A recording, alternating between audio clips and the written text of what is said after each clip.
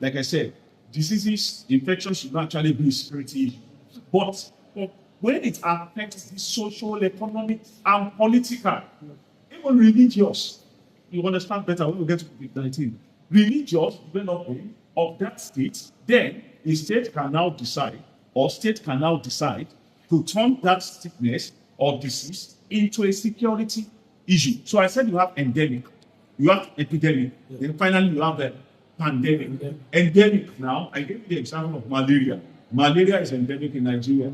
It's a recurrent. It comes, it goes. Some areas where they have dirty water comes, they tend to have more malaria compared to one area. I mean, we expect a cholera outbreak at what they call this in Tibetan water side. I forgot. That area, the way it is. But then when the cholera now affects us in Lagos, Ondo now, it becomes epidemic. It has now increased its coverage. So it becomes an epidemic. So any sickness, any disease can become an epidemic. I mean, can become epidemic based on its geographical. Yes. In the north now, yes, they get lots of cholera. Epidemic outbreak of cholera-related sicknesses and pandemic, like I said, is global. Pandemic is global. And it affects countries and it affects continents. So, and it affects countries and it affects continents. Exactly. If it is an epidemic or endemic, and you don't see countries making it a security situation, they won't turn it into a security situation if it's endemic or endemic or epidemic. And they said that thing is localized. Exactly. Meningitis, then malaria, cholera, and that thing is localized. It's affecting those people and it's not disrupt. But when it is pandemic, it disrupts trade, it disrupts religion, it affects economic activity, it affects tourism. You get the idea. See, you can now see why we are calling it to affect the global economy, politically, socially, religiously. COVID-19, man.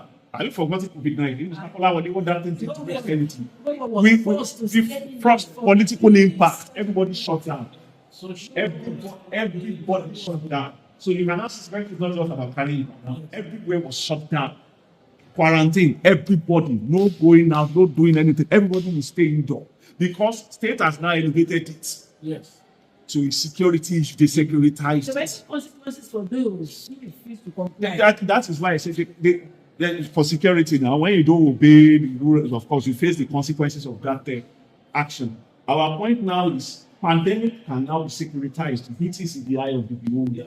Some will say it's not an issue. Others will say no, it is an issue. People are dying in the other country. Nigeria securitized the pandemic. That was 2019. Nigeria was on lockdown. We were on lockdown. Then quarantine, we must wear masks compulsorily.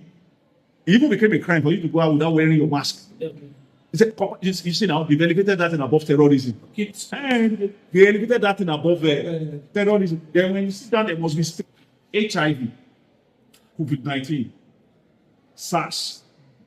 They have one thing in common, man. They are all viruses. There are no cure.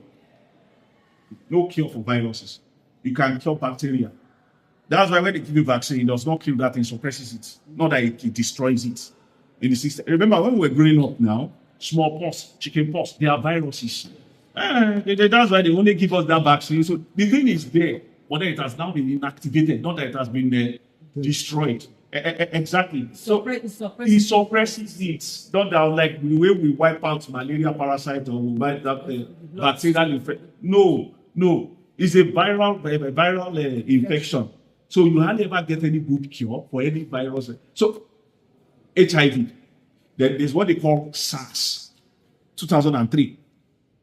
SARS then, it was more, they felt it more in Asia. It's almost like the junior brother to COVID-19 that we now experience there globally. Before the avian flu, yes, H5N1. There's what they call the avian flu that they killed in Hong Kong alone, with a population of 10 million. They killed over 2 million chicken. So my point again, pandemic security. So to tackle it now, states now had to securitize that disease. You know, when you securitize it, then now emergency power. then you suspend some civil liberties. So that you're able to, that is what they do in the conflict reading area in Nigeria now. Kano, Kaduna, they introduced what they call curfew. Nobody should go out after election 6 to 6 p.m. Yeah, you say you are a citizen, you have the right to association, you have the right to do anything. But then, since they've turned that into a security issue now, exactly, your liberties are. So I said HIV should be an African problem, not a global problem. But then it has now been elevated to a pandemic, though it's now endemic or an epidemic within the Africa. And why did they turn it to a security issue? One, HIV causes social disruption. HIV causes social disruption. Don't use somebody's bleed. Don't use somebody's spoon. At a point, I thought we're even all dead in Nigeria. And Orthodox Christianity, we take what we call Holy Communion. So I was not thinking, how would this church school? Because it's one cup. Now they will just say, the man will go, so just wipe it. And just wipe it. And it's the same cup. Everybody, the poor, the rich, the one that did not pay, that did not brush it, everybody will use the same thing for that Holy Communion. So I said, what causes social disruption? Can I continue? Yes, sir. Two, unbelievably, part of social disruption, it affects the economic progress of a state. When you have HIV now, you become weak, you become sick, you rely more on drugs. When you are taking drugs, you won't have the capacity or the energy to carry out productive economic activity, thereby affecting the GDP of that state. So you can see why pandemic is a security issue. Now, three, it creates more orphans. Orphans now, I mean, when you kill the father and the mother, then the children are left on they are unattended to, then they become truants into society. And so I said, social disruption. And that is why you see them sometimes turning a sickness or disease issue into a security issue. Because it will have long-term effects. We all witnessed what COVID-19 did. It was a global event. It causes economic shock, political, social, religious. For the first time, religious activity stopped in the whole of Nigeria because of that COVID-19 thing.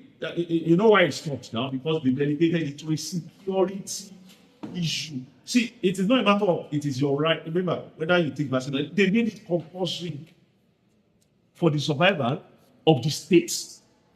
Because if that thing affects everybody in the state, including the army, your state is defenseless. And that's your state now. If that thing affects everybody in your state, including your army, your state, they will be too weak to carry gun. The man is busy coughing, treating malaria. Coughing, like super. He will be too busy trying to take his drug then to sleep, to get enough energy, than for him to think about carrying the sovereign integrity of that state. And that is what you call pandemic security. Then it explains why they did that in 2019 to COVID-19. They securitized it because of its short and long-term impact. They securitized it and locked everywhere down. It was, I think, as if it was a war situation. Pray in your room, pray in your house, no mass gathering. In fact, that was the key. There must be no mass gathering. Everything must be done individually. If your child should go out and come back, you lock him up in a room for 7 days to stop that thing from spreading to the rest of their family. And like I said, it became a security issue because it has implications on the survival of states. Basically. Exactly. I mean, again, just like HIV, it causes social disruption. Then affects the economy. COVID-19 destroyed the tourist industry. COVID-19. It destroyed the tourism industry. And everybody's saying it affects the military or defensive measures that the state has put in place to protect itself. So it also affects defensive measures that the state has actually put in place to protect. Has left to conclude. Security has now left just gun and missiles and tanks and neighborhood watch and vigilantes. So we are now in the realm of disease security. Yes, exactly. Pandemic security. And it was the deadly spread of diseases, of viruses. Viral. They are always viral. not bacteria. Bacteria can be taken care of with antibiotics. But viruses, they are the ones causing those pandemic. Most pandemic in history, have always been caused by viruses. Spanish flu, it was a virus. Even that they call that influenza. There is no cure for catarrh and cold in the world. There is no cure. They can only give you that thing to just ameliorate it. We just take something, or what we call placebo. There is no cure. A catarrh will go when it is ready. It is not all those medicine that you are taking that is stopping the catarrh. So viruses created that thing called the pandemic security. Again, for emphasis, it started with the HIV, then became entrenched with SARS, but then now brought it to everybody's doorstep with COVID-19. So the world now has a standard to prepare for such pandemic outbreak. That is why WHO plays a significant role. World Health Organization play a very, very significant role in the tackling of pandemic outbreaks. Even till today, WHO played significantly. That's why all health ministers all over the world became superstars. Yes, health ministers became, because they are the one